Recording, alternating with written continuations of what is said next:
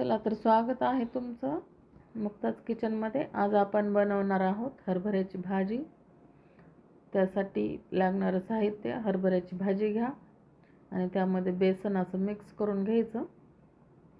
ज्यावेळेस आपण शेतामध्ये हरभरा वगैरे लावतो, नंतर ज्यावेळेस फुलं येण्याच्या अगोदर भाजी खुडली जाते आणि त्यानंतर खुडलेली भाजी वाळवून ही अशी आपल्याला भाजीसाठी तयार मिळते। आता तेल टाका कढईमध्ये, 2 चमचे तेल टाकून घ्या आणि व्यवस्थित असं गरम होऊ द्या। नंतर त्यामध्ये मोहरी, जिरे आणि आपण हे हिरव्या मिरच्या वाटून घेतलेल्या आहेत, लसूण, हिरवी मिरची, ते परतून घ्या तेलामध्ये व्यवस्थित।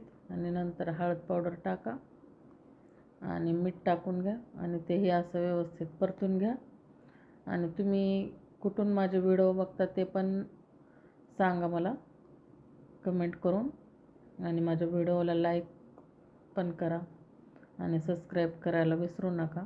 त्यामध्ये आता आपण पाणी टाकून घेऊ।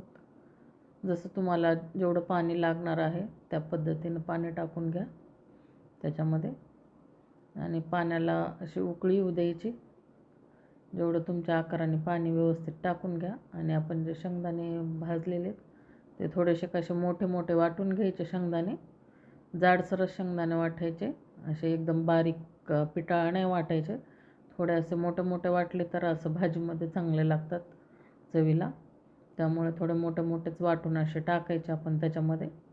आणि बघा आता हे पाण्याला व्यवस्थित उकळी आलेली आहे। त्यानंतर आता तुम्ही थोडी थोडी अशी हरभऱ्याची जी भाजी आपण मिक्स केलेली आहे ना, ती असं थोडं थोडं टाकून अशी व्यवस्थित गुठळ्या न होऊ देता टाकून घ्या।